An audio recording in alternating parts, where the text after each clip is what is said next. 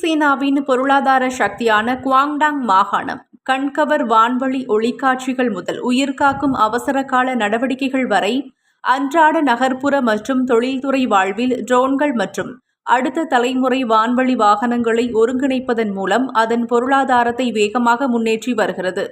சமீபத்தில் ஷென்செனை தளமாக கொண்ட ட்ரோன் நிறுவனம் ஒன்று மத்திய சீனாவின் லியூயாங் நகரத்தின் இரவு வானத்தை ஒத்திசைக்கப்பட்ட தொழில்நுட்ப வான வேடிக்கை நிகழ்ச்சி மூலம் ஒளிரச் செய்தது. ஆயிரக்கணக்கான ட்ரோன்கள் பாரம்பரிய வான வேடிக்கைகளுடன் மின்னும் விண்மீன்களை உருவாக்கி தரையில் இருந்த ஆயிரக்கணக்கானவர்களை உற்சாகப்படுத்தியது.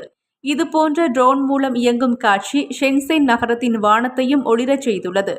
ஷென்செனில் சில போக்குவரத்து விளக்கு கம்பங்கள் ட்ரோன் ஏவுதளம் மற்றும் தரையிறங்கும் தளங்களாக மாற்றியமைக்கப்பட்டுள்ளன.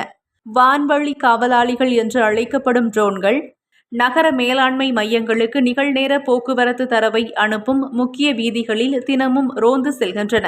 உயரமான இடங்களில் தீயணைப்பு பயிற்சிகள் மேற்கொள்ளப்படும் போது சிறப்பு தீயணைப்பு ட்ரோன்கள் வானில் பறந்து உளவு பார்க்கவும், ஜன்னல்களை உடைக்கவும், தீயணைக்கும் பொருட்களை வழங்கவும் உதவுகின்றன. பெரும்பாலும் தரைப்படை வீரர்கள் வருவதற்கு முன்பே அவை வந்து சேரும் என தெரிவிக்கப்பட்டுள்ளது. தற்போது பொருட்களை விரைவாக கொண்டு செல்ல ட்ரோன் அமைப்புகளை சீனா பயன்படுத்தி வருகின்றது. இன்று வரை குவாங்டாங் 700க்கும் மேற்பட்ட ட்ரோன் வழித்தடங்களை அறிமுகப்படுத்தியுள்ளது.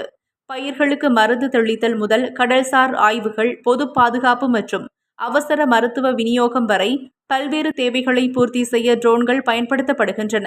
குவாங்டாங்கின் வானளாவிய லட்சியங்கள் இனி வரைபடங்களோடு மட்டுப்படுத்தப்படவில்லை. மாறாக அன்றாட வாழ்க்கையில் ஒரு யதார்த்தமாக மாறி வருவதை இது குறிக்கின்றது.